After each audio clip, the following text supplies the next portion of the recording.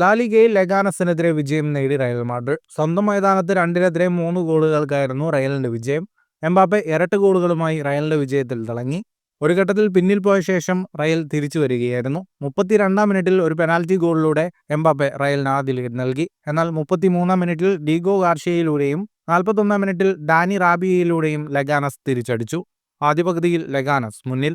എന്നാൽ രണ്ടാം പകുതിയുടെ തുടക്കത്തിൽ ജൂഡ് ബെല്ലിംഗ്ഹാമിന്റെ ഗോൾ റയലിന് സമനില നൽകി. തുടർന്ന് 76-ാം മിനിറ്റിൽ ഒരു ഫ്രീ കിക്ക് ഗോളിലൂടെ എംബാപ്പെ റയലിന്റെ വിജയം ഉറപ്പിക്കുകയായിരുന്നു. മത്സരത്തിന്റെ കണക്കുകളിലേക്ക് വന്നാൽ 71% ബോൾ പൊസിഷൻ റയൽ മാഡ്രിഡിനായിരുന്നു. 24 ഷോട്ടുകളാണ് ആകെ റയൽ മാഡ്രിഡ് തൊടുത്തത്. 10 ഷോട്ട് ഓൺ ടാർഗറ്റ്, 606 പാസുകൾ, 91% കൃത്യതയോടെ റയൽ മാഡ്രിഡ് പൂർത്തിയാക്കി.